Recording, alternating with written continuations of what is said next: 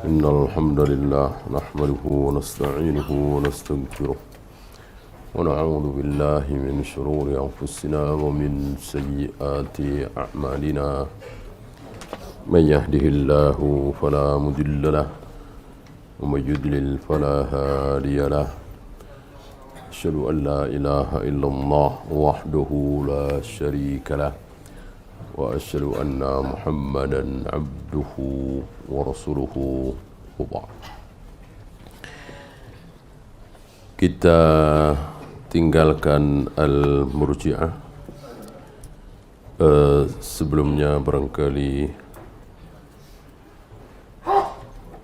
ada di antara antum yang belum tahu ya, bahwa yang mensyarahkan kitab ini yaitu Syekh Musa Al-Nasr beberapa hari yang lalu wafat. Kita doakan semoga tulisan beliau ini bermanfaat bagi kita semua. Allahumma ighfir lahu warhamhu wa'afihi wa'fu anhu.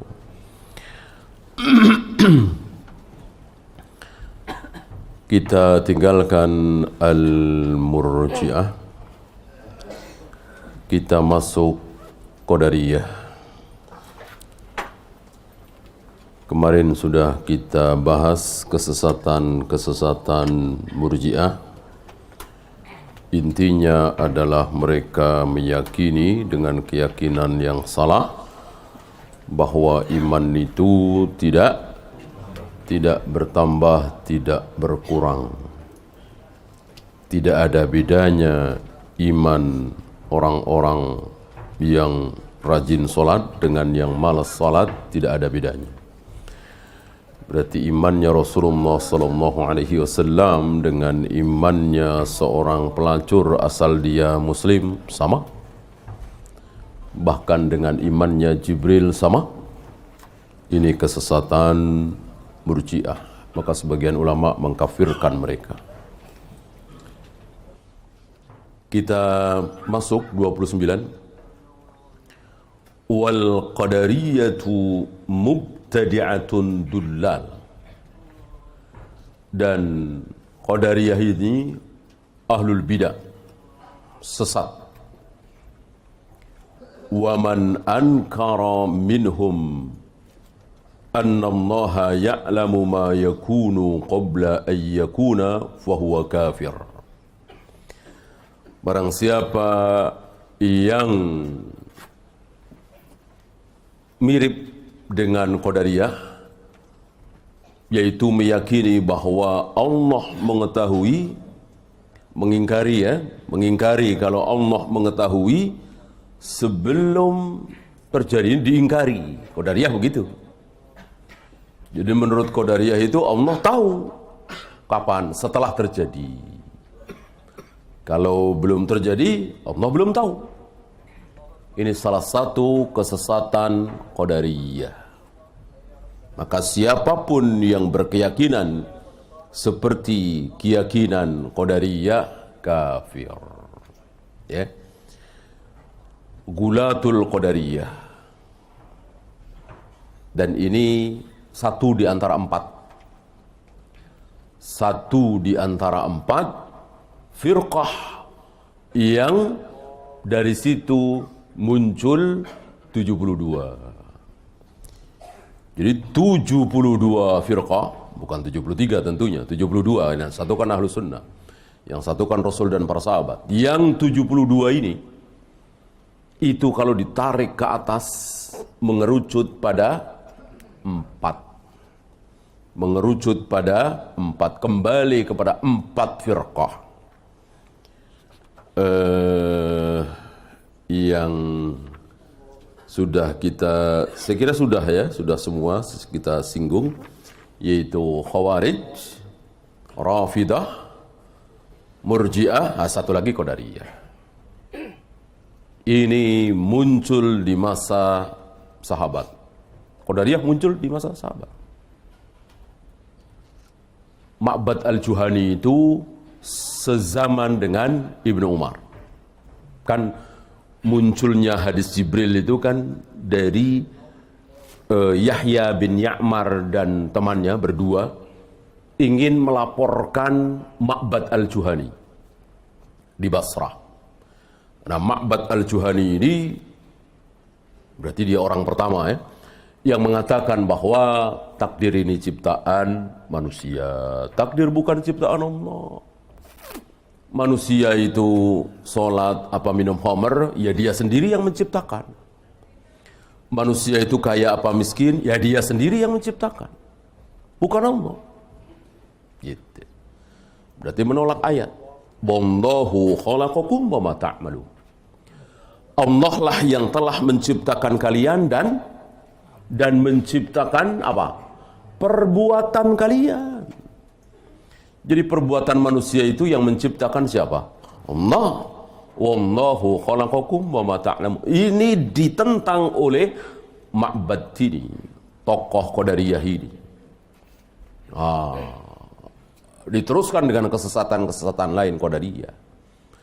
Nah, ada seorang ulama dari kalangan tabi'in, Yahya bin Ya'mar, berdua sengaja datang ke Madinah menemui sahabat yang masih tersisa.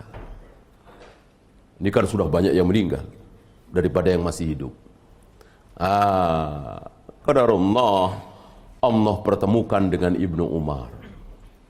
Lalu mengkisahkan kisah tentang Ma'bad al-Juhani yang mengatakan begini, keyakinan Qadariyah.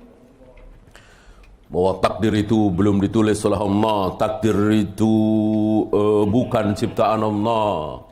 Tapi mengatakan takdir itu tidak ada, nggak berani dia. Nggak berani dia, karena memang sudah masyhur bahwa rukun iman ada 6, salah satunya beriman kepada takdir. Mereka meyakini takdir itu ada, kita harus beriman. Tetapi takdir itu belum ditulis oleh Allah, tidak diciptakan oleh Allah, dan seterusnya. Keyakinan-keyakinan sesat mereka. Untuk diketahui atau tidak, ini pecah mereka. Sebagian mereka mengatakan, oh sudah diketahui. Sebagian yang tadi, yang Gulatul Qadariyah tidak tahu. Allah tidak tahu. Kecuali nanti setelah terjadi. Nah, untuk yang terakhir ini, disesatkan oleh para ulama. Maka para ulama menguji itu dengan ujian terakhir. Maka orang Mu'tazilah yang mengatakan Allah tidak menciptakan takdir manusia, ini kan ucapan kufur, masih belum dikafirkan. Allah tidak menulis takdir manusia, masih belum dikafirkan. Ya, kan ada 4 ya kan. Takdir ini bukan kehendak Allah, tapi kehendak manusia sendiri. Masa dia berzina, minum khamar, berjudi, kok kehendak Allah? Kehendak dia sendiri, Allah nggak tahu menahu. Masih belum dikafirkan. Karena kan butuh ilmu untuk mengatakan ketiga hal itu. Beda yang terakhir, yang satu lagi. Takdir ini, kejadian manusia, sudah diketahui oleh Allah apa belum? Kalau jawabnya sudah, tidak dikafirkan. Kalau jawabnya belum diketahui, dikafirkan. Kenapa? Karena orang paling bodoh pun dia tidak akan tega mengatakan Tuhan tidak maha tahu. Sebetulnya ada sesuatu yang tidak diketahui oleh Tuhan. Nggak mungkin. Tanyakan kepada orang Amerika, orang Eropa, insya Allah mereka akan mengatakan nggak ada yang tidak diketahui oleh Tuhan. Tuhan maha tahu. Allah maha tahu. Ini kok ada belajar agama, mempelajari Al-Quran dan Sunnah, tiga-tiganya mengatakan bahwa ini belum diketahui oleh Allah, maka kafir. Para ulama sudah berani mengkafirkan mereka. Dan mentakyin ketika mereka tidak mau bertaubat, si fulan telah kafir. Ketika sudah ditegakkan hujjah. Ya. Nah, Yahya bin Ya'mar dan temannya ini datang bertemu dengan Ibnu Umar, menceritakan tentang Ma'bad al-Juhani tadi, begini. Lalu Ibnu Umar mengatakan, kalau kalian kembali ke Basrah bertemu dengan dia, katakan, aku Ibnu Umar. Tentu kan tidak ada kaum muslimin yang tidak kenal dengan Ibnu Umar. Kita yang hidup sekarang saja kenal, dengar siapa Ibnu Umar. Abdullah bin Umar, anaknya Umar bin Khattab. Ya, katakan kepada dia bahwa aku berlepas diri dari dia, dia berlepas diri dari aku. Lalu Ibnu Umar membawakan hadis dari ayahnya, dari Umar. Hadis siapa? Hadis Jibril yang panjang itu. Kan ada takdir di situ. Itu asalnya begitu. Ya. Ini Qadariyah. Berarti muncul ketika sahabat masih ada yang hidup. Dan begitulah firqah-firqah yang mengerucut pada empat, yang empat ini muncul di zaman sahabat. Syiah muncul, siapa yang masih hidup? Ali kan? Ali. Khawarij muncul, siapa yang masih hidup? Ali. Beda dengan Murji'ah, berselisih Murji'ah ini. Apa masih ada sahabat atau sudah tidak ada? Adapun yang tiga tadi jelas. Qadariyah, Khawarij, Rafidah itu muncul di saat para sahabat masih hidup, masih ada yang hidup. Nah, bagaimana Qadariyah dengan Mu'tazilah? Ini lebih dahsyat, lebih sesat lagi, gitu. Yang dua-duanya disandarkan kepada sifat mereka. Qadariyah, diambil nama Qadariyah itu karena mereka qadar, menentang takdir. Gitu. Sama dengan Mu'tazilah. Mereka dinamakan Mu'tazilah, i'tizal Mu'tazilah, memisahkan diri karena Wasil bin Atta itu memisahkan diri. Jadi sama. Ya. Beda dengan Jahmiyah. Jahmiyah bukan karena sesuatu, tapi karena seseorang yang bernama Jaham bin Safwan. Atau Ahmadiyah. Ahmadiyah bukan karena sesuatu, tapi karena seseorang, yaitu Mirza Ghulam Ahmad. Jadi firqah-firqah itu namanya ada yang diambil dari kesesatannya, ada yang diambil dari tokohnya. Ya. Atau tempatnya, Haruriyah, kan Haruro. Sebuah pasar yang dijadikan markas oleh Khawarij. Maka nama lain dari Khawarij itu Haruri. Maka ketika Aisyah ditanya oleh seorang wanita, apakah wanita itu mengkodok saum setelah selesai dari haid, mengkodok saum juga mengkodok solat? Aisyah balik bertanya, aharuriyatun anti? Apakah engkau seorang haruriyah? Seorang haruri diambil dari nama tempat Haruro. Ya. Nah, Mu'tazilah dengan Qadariyah ini ada kemiripan. Apa? Menentang takdir. Lebih sikah dengan akal daripada dengan dalil. Sama dalam hal ini. Dan umumnya firqah-firqah memang seperti itu. Lebih sikah dengan akalnya daripada dengan dalil. Lebih sikah dengan gurunya. Murid-muridnya yang terjerumus ke dalam firqah begitu. Lebih sikah dengan gurunya, kiainya, ulamanya, syekhnya daripada terhadap dalil. Maka jadilah firqah itu. Ya. Oleh karena itu tidak boleh, haram bagi kita ketika datang dalil, datang ayat, datang hadis tegas, jelas. Sementara menyelisihi pendapat guru kita, pendapat syekh kita, lalu kita tidak berani berbeda dengan syekh kita, ini tidak boleh. Apalagi sekedar perbuatan syekh kita, gitu ya. Ya misalnya yang gampang saja, syekh kita minum dengan tangan kiri misalnya, lalu kita meragukan hadis itu. Ya mungkin ada hadis lain kali. Ya Syekh mosok salah sih. Ini penyakit ini. Ya jangankan Syekh Abu Bakar Umar pernah salah. Nggak boleh seperti itu. Ya. Ini kan contoh tadi yang terang benderang.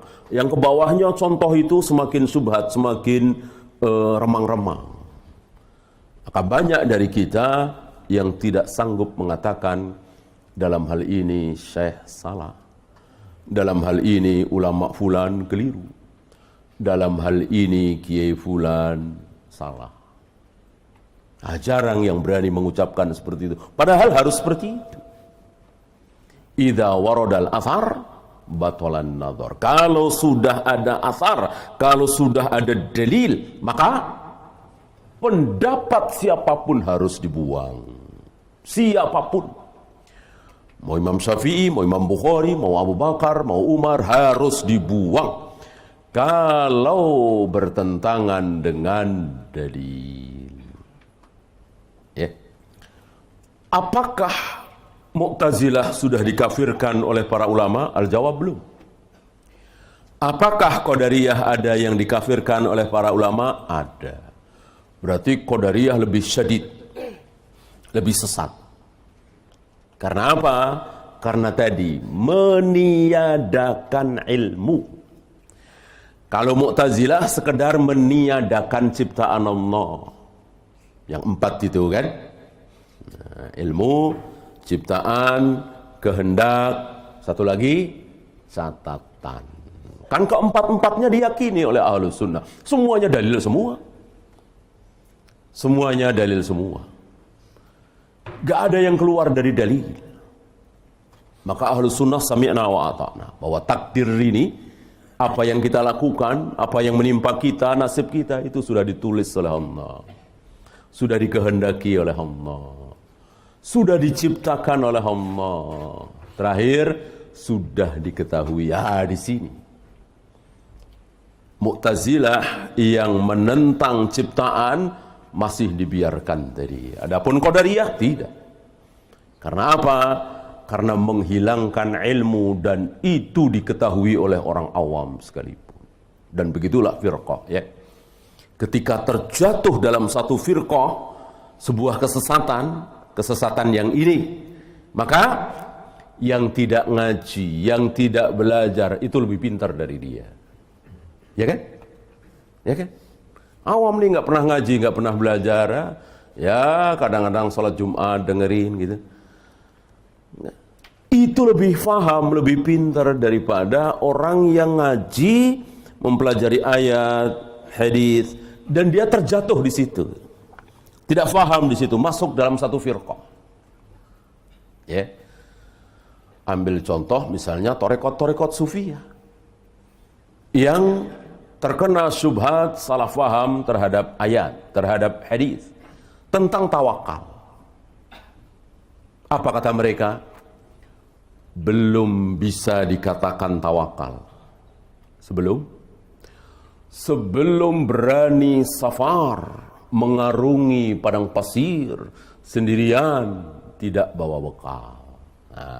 Kalau sudah berani melakukan itu, baru disebut tawakal. Ini sebagian tarekat sufiyah begitu. Ya. Banyak dari mereka yang akhirnya binasa di tengah padang pasir.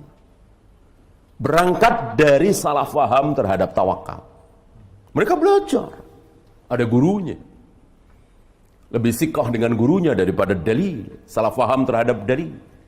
Dikiranya kalau tawakal itu, puncak tawakal itu, dia harus berani safar, keluar dari kotanya, dari negerinya, mengarungi padang pasir sendirian tanpa bekal. Tidak bawa makanan, tidak bawa minuman, tidak bawa ternak untuk disembelih sewaktu-waktu, tidak bawa teman. Kalau itu sudah bisa dilakukan, baru tawakal. Lihat, bandingkan dengan orang bodoh yang nggak pernah ngaji, nggak pernah baca ayat, nggak pernah baca hadis. Dalam hal ini ya, dalam hal ini mereka lebih paham, mereka lebih pinter. Karena itu fitrah manusia. Nggak usah dia ajarin. Ya, antum ya kan? Ketika ada yang ngajak ke Surabaya, Yuk ke Semarang, antum langsung bilang ayo? Enggak kan? Lihat dompet kan? Lihat saldo ya kan? Ini fitrah manusia. Fitrah manusia. Nggak rusak. Nggak salah faham. Nah, sementara yang belajar justru salah faham. Ya. Istri antum sedang hamil 9 bulan. Saat-saat nunggu harinya saja. Mungkin besok atau lusa lahiran. Ya. Antum diajak teman antum ke satu tempat. Ya. Tentu antum akan menolak. Enggak, istri saya sedang hamil. Tentu membutuhkan pertolongan saya.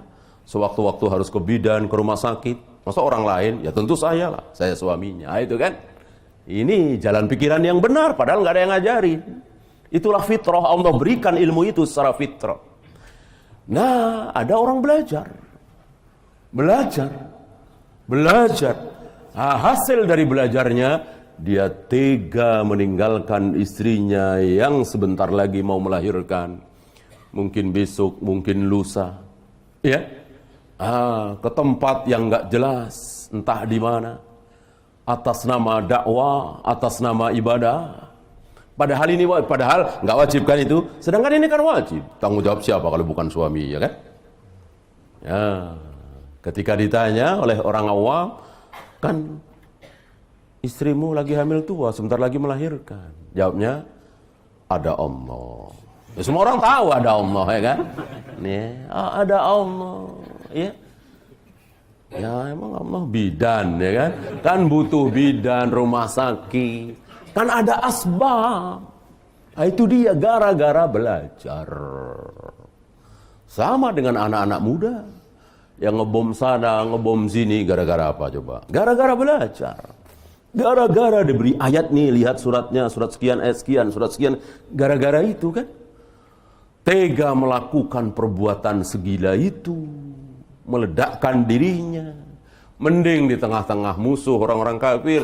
Ini di tengah-tengah kaum muslimin. Bahkan belum lama di masjid. Wa inna lillahi wa inna ilaihi raji'un. Ini pemahaman apa? Gara-gara apa? Belajar. Yang terkena syubhat. Maka gimana kita mau pertaruhkan keyakinan kita, ilmu kita dengan majelis-majelis yang syubhat yang gak jelas itu? Maka hati-hati, wajib bagi kita berhati-hati. Istilah kita tutup telinga, tutup mata. Istilah Nabi, fa'tazil tilkal firaq.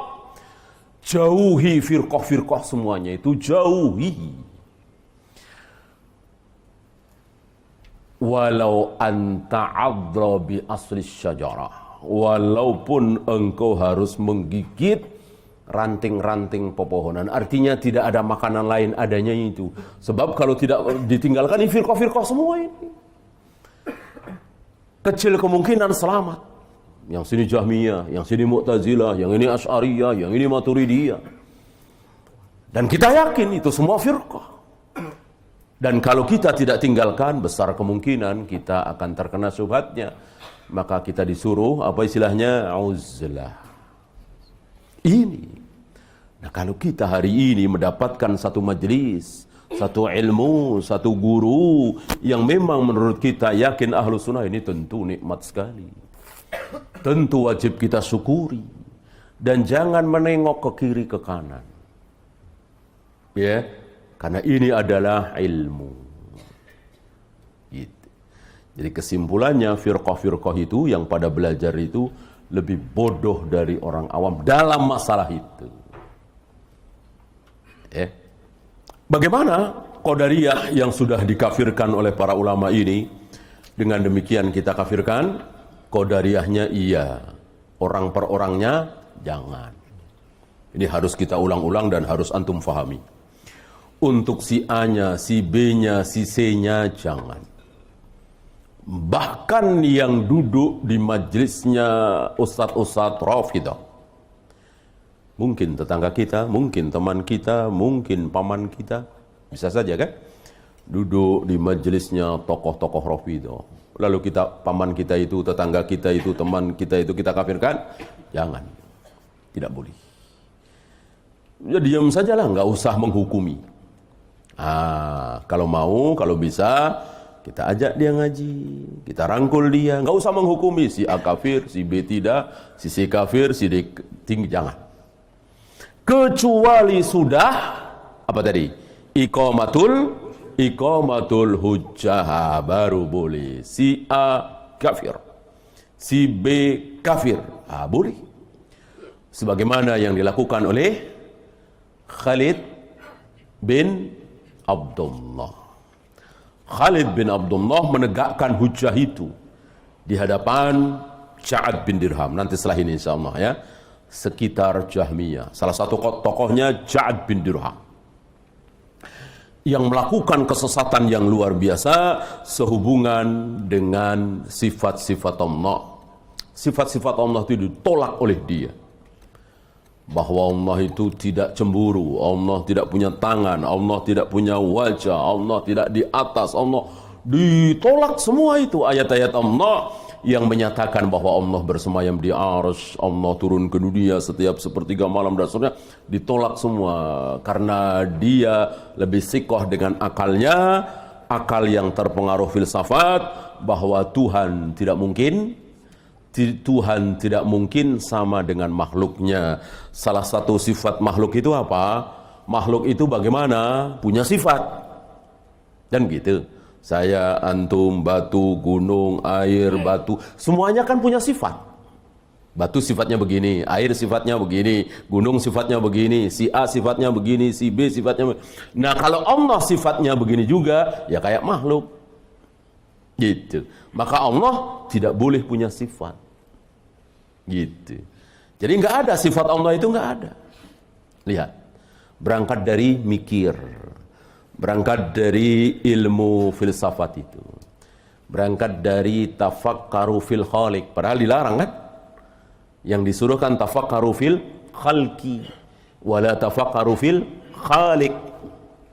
Berfikirlah kalian tentang makhluk, jangan pernah berfikir tentang khaliq. Allah ini berfikir tentang Allah. Allah itu, Tuhan itu tidak mungkin sama dengan makhluk. Yang bisa besar, bisa kecil, bisa bagus, bisa jelek, itu kan sifat makhluk. Tuhan tidak mungkin. Tuhan tidak sama, tidak mungkin sama. Ya. Maka Tuhan tidak besar, tidak kecil, tidak sedang. Tuhan tidak mendengar dan juga tidak tuli. Tuhan tidak melihat, Tuhan tidak buta. Aneh, bingung. Ya. Nah, ditegakkan hujjah oleh Khalid bin Abdullah tadi, Amir di Wasid, daerah Syam, dan tidak bergeming. Masih bersikukuh dalam kesesatannya. Disampaikan ayat, disampaikan dalil oleh beliau sendiri atau beberapa ulama yang ada di situ, tidak bergeming. Ya, sampai dia memilih mati daripada mencabut keyakinannya itu. Kan diancam. Sudah sampaikan ayat, sudah sampaikan hadis, dalil-dalil, diancam. Silahkan Anda bertaubat. Kalau enggak, akan kami bunuh. Kalau bertaubat, ya sudah. Walaupun itu hanya di mulut, hatinya tetap meyakini keyakinan, bukan urusan kita. Bukan urusan pemerintah. Yang penting dalam lisannya, saya bertaubat.